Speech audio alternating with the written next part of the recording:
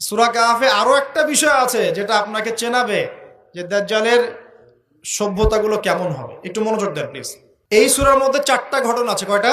একটা হচ্ছে আসহাবুল কাহফের, একটা যুলকারনাইন আলাইহিস সালাম, একটা মূসা এবং খিদির আলাইহিস সালামের, আর একটা হচ্ছে এই ঘটনা, দুই বন্ধুর ঘটনা, যা আমি কোনো লেকচারে এখনো বলি নাই।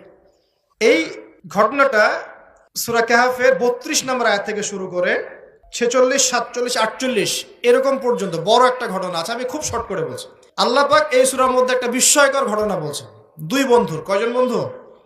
এক বন্ধু প্রচন্ড ধনী, এমন ধনী যে আল্লাহ পাক তাকে বড় বড় বাগান দিয়েছেন, খেজুরের, আঙ্গুরের, হ্যাঁ, বিশাল বিশাল বাগান, এবং তার মধ্য দিয়ে নদী চলছে। নদী, একটা নদী চলে যাচ্ছে ভিতর দিয়ে, দুই পাশে বাগান। তাহলে কত বড় প্রপার্টি চিন্তা করেন, একটু চিন্তা করেন।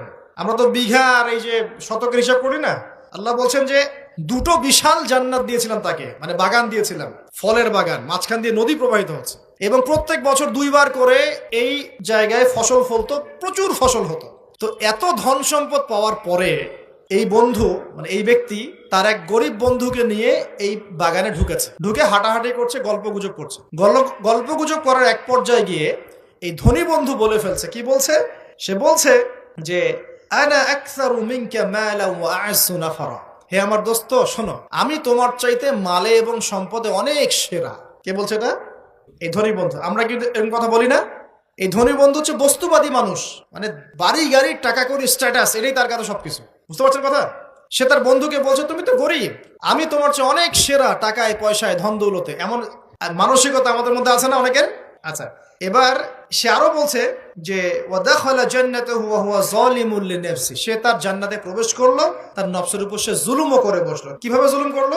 এভাবে সে বলছে ক্বালা মা আযুন্নু আন তাবিদা হাদিহি আবাদা। কে বলছে এটা?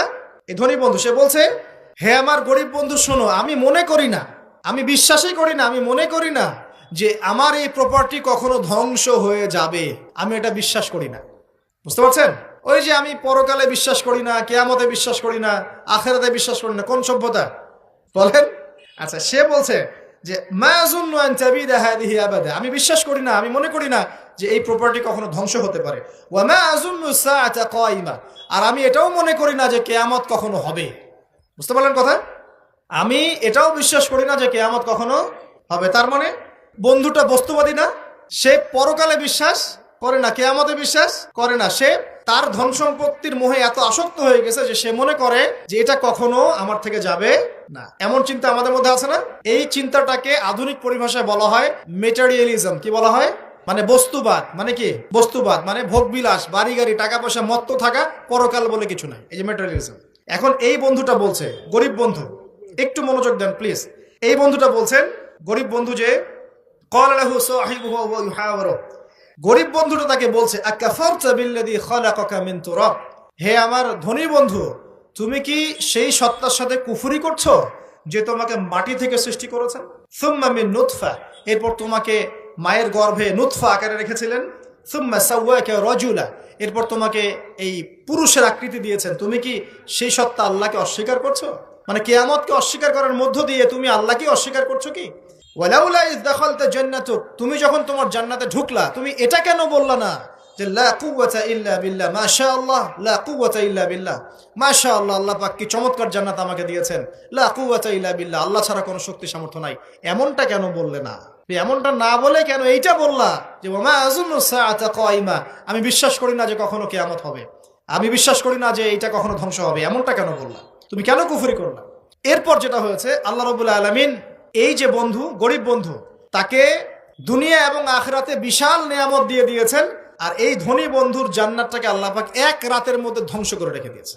এক রাতের মধ্যে পুরো জান্নাতকে ধ্বংস। পরের দিন সকালে সে এসে দেখে যে এটা কোন জায়গায় আসলাম, এটা আমার বাগান বাগিচা বলে মনে হচ্ছে না। সে হাত কসলাচ্ছিল এবং বলছিল, কোরআনে ভাই বলছে, হাত কসলাচ্ছিল আর বলছিল যে হায়, আমি যদি আমার রবের সাথে শিরিকটা না করতাম, হায়, আমি যদি আমার রবের সাথে কুফরি না করতাম, তাহলে আজকে আমার এই অবস্থা হয়তো হতো না। এই ঘটনাটা ঠিক পরে আল্লাহ পাক বলছেন ওয়াদরিব লাহুম মাসালুল হায়াতিদ দুনিয়া। হে নবী মুহাম্মদ সাল্লাল্লাহু আলাইহি ওয়াসাল্লাম, তুমি এবার তোমার উম্মতের কাছে দুনিয়ার দৃষ্টান্তটা পেশ করো। দুনিয়ার দৃষ্টান্তটাও ঠিক এরকমই, এই ফসলের ক্ষেতের মতোই। প্রথমে বৃষ্টিপাত হয়, ফসল সবুজ হয়, মানুষ খুব পুলকিত হয়ে যায়, কি চমৎকার ফসল ফলেছে।